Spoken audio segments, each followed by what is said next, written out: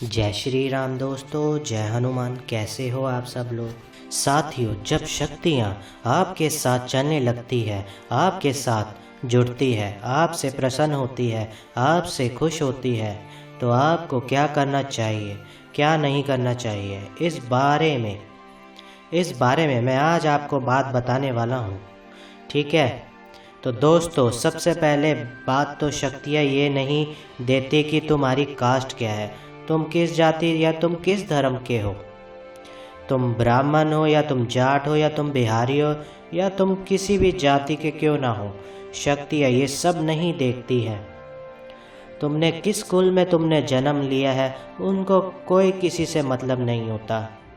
वो सिर्फ देखती हैं तो सिर्फ तुम्हारा भाव, सिर्फ तुम्हारे कर्म, तुम्हारे अंदर दया है कि नहीं, तुम्हारा दिल किसी दूसरे के लिए रोता है कि नहीं, तुम किसी के दुख को अपना समझते हो या नहीं, तुम्हारे पास उस शक्ति के लिए ठीक है समय है या नहीं है। अगर तुम ये सोचते हो कि माँ को ऐसे प्रसन्न कर लूँगा, वैसे प्रसन्न कर लूँगा, नहीं, ये कभी भी नहीं हो सकता। क्योंकि कोई भी शक्ति हो, चाहे वो हनुमान जी हो, चाहे वो भैरव हो, चाहे वो माँ तारा हो या बंगलामुखी हो, या चाहे वो वैष्णवी हो, या चाहे वो माँ काली हो, क्योंकि वह शक्तियाँ तुम्हें अंदर से भी जानती है और तुम्हें बाहर से भी जानती है। तुम्हारे बारे में वह सब जानती है।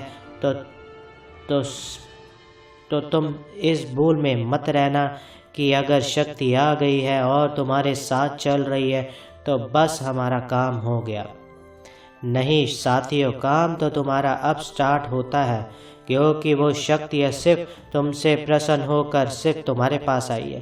तुमने कुछ ऐसा किया है कि जिससे वह प्रसन्न हो गई है और तुमने बहुत अच्छी ज़्यादा पूजा की है, जो भी की है, या तुम्हारा भाव बहुत ही अच्छा है, तुम्हारे कर्म बहुत अच्छे हैं।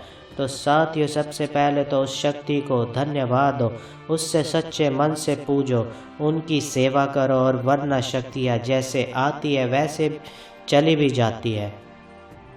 तो तुम्हें सबसे पहले तो घमंड बिल्कुल भी नहीं करना है, बिल्कुल भी नहीं करना है। कभी ये नहीं दिखाना है कि हाँ मैं तो बहुत ही बड़ा हूँ, मेरा कोई कुछ बिगाड़ नहीं सकता। तो क्योंकि साथियों, जिस लेवल के तुम होते हो ना, उस लेवल के ही परेशानी तुमसे टकराती है, आमना सामना होता है, और एक से एक शक्तियाँ संसार में है, हमारे आसपास है, और हम अभी जानते भी क्या है, कुछ भी नहीं। तो घमंड भूल कर भी मत करना। दोस्तों, अपने आप को साफ सुथरा रखा करो, डेली नहाना होता है, कपड़े साफ पहनो, किसी के घर का मत खाओ, मत पियो, नेगेटिविटी लोगों के साथ मत रहो, नेगेटिविटी लोगों से मत मिलो, और ब्रह्मचर्य का पालन जरूर करो।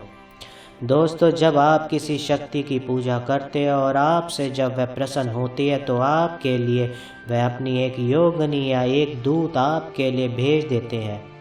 ये मैं उनके लिए बता रहा हूँ जो दिल से अपने इष्ट या अपने कुल देवता या अपने कुल देवी को पूजते हैं, उन्हें मानते हैं, उन्हें प्यार करते हैं, उनके लिए रोते हैं, तो वह प्रसन्न होकर हमारे लिए ऐसा करते हैं। क्योंकि वह तो बहुत ही बड़ी शक्ति है, वह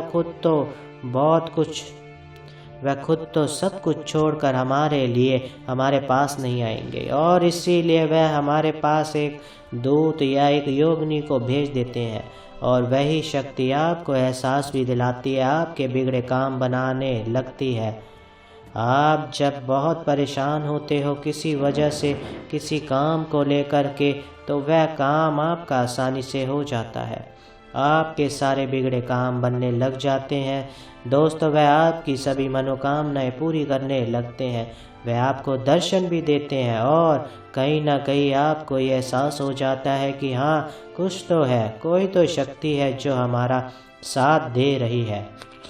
पर बहुत से लोगों के ऊपर जब कोई शक्ति आती है तो वह उसे भूत प्रेत समझ लेते हैं, भागते फिरते रहते हैं। किसी ने गलती से भी अगर कुछ उल्टा सीधा भी बता दिया तो बात और भी बिगड़ जाती है। अगर आपको जब लगे कि हाँ कोई शक्ति है और आप उन्हें देखना चाहते हो कि कौन सी शक्ति मेरे साथ चल रही है, जब आप रात को सोया करो, तो एक उपाय मैं आपको बता रहा हूँ। आपको धरती माता को छू करके दोनों हाथ जोड़ करके उनसे प्रार्थना करनी है कि मेरे साथ जो भी शक्ति चल रही है मुझे स्वप्न में दर्शन दे, मुझे बताए, मुझे आभास कराए। तो वो शक्ति आपको आभास ज़रूर कराएगी, और या तो उसी रात को कराएगी या फिर 4 या 5 दिनों के अंदर आपको आभास हो जाएगा। बस आपको ध्यान रखना है, या फिर आप कुछ पैसे उनके नाम से उठा करके भी रख सकते हो, अरदास लगा सकते हो कि मुझे दर्शन दीजिए, मैं आपके नाम का प्रसाद बांटूंगा। तो वह शक्ति आपको आभास ज़रूर कराती है। मेरे साथ खुद ऐसा हुआ है, मैंने खुद ये करके देखा भी है। शक्तियाँ आपको सपने में गुरु भी दिखाती है, और वह आपको सब कुछ बता सकती है, सब कुछ दिखा सकती है। और इन शक्तियों से कोई मजाक नहीं हो सकता, भूल कर भी मजाक मत करना। ये बहुत ही बड़ी जिम्मेदारी होती है, अपने आप को बहुत मजबूत बनाना पड़ता है और अपना दिल बड़ा करना पड़ता है। तो बहुत कुछ छोड़ना पड़ता है, त्यागना पड़ता है। फिर तो आप खुद ही या तो खुद ही छोड़ देंगे, या अपने आप ही जब आपको एहसास हो जाएगा। तो ये सब सच मैं बता रहा हूँ दोस्तों माँ के साथ नेगेटिविटी भी चलती है और पॉजिटिव शक्ति भी चलती है। वह परीक्षाएं भी लेती हैं, और बहुत से लोग इस टाइम सबसे बड़ी गलती कर देते हैं कि इधर उधर भागने लगते हैं और अपनी चेकिंग कहीं कराने लग जाते हैं, चेकिंग करवाते हैं इधर उधर। तो सबसे पहले ये सब बंद आपको कर देना है। अपने आप को आपको शांत रखना है, अपने घर में रहो, अपनी पूजा पाठ पे ध्यान दो, किसी के घर का कुछ मत खाओ, कुछ मत पियो। आजकल पता नहीं किसी के घर में क्या चल रहा है, कोई नहीं जानता है। अगर आप एक साधक हो तो सावधान रहो, अपनी आंखें खुली रखो, और वरना आपके अनुभव बंद हो सकते हैं। जो सपनों के थ्रू आप बातें प्राप्त करते हो, या जो बातें आपको बताई जाती है, एहसास कराया जाता है, वह बंद हो जाएंगे, एक रोक लग जाती है। तो इन बातों का आपको बहुत ही विशेष ध्यान रखना है, और नेगेटिविटी लोगों से मत मिलो, उनके साथ मत रहो। डेली नहाना होता है, कपड़े साफ रखने हैं, ठीक है, ब्रह्मचर्य का पालन करो और अपना स्वभाव अच्छा रखो, क्योंकि शक्तियाँ आती है तो गलतियाँ मत करो। सपनों को समझो और दूसरों को मत बताया करो, पहले अपने आप को उस शक्ति को अच्छे से समझ लो। तो साथियों इन बातों का विशेष ध्यान रखो। समय लगता है थोड़ा, इन चीज़ों को समझने में, चीज़ों को होने में समय लगेगा, इसलिए कह रहा हूँ इन बातों को किसी को ना बताए, और अपने चरित्र को, अपने आप को, अपने परिवार को साफ सुथरा पवित्र रखने की कोशिश किया करो।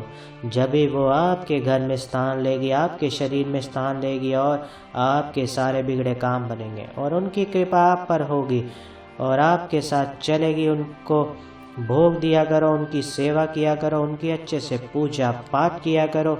अगर मेरी वीडियो अच्छी लगे तो मेरी वीडियो को लाइक कीजिए, मेरे चैनल को सब्सक्राइब कीजिए और ज़्यादा से ज़्यादा शेयर कीजिए। जय श्री राम दोस्तों, जय हनुमान।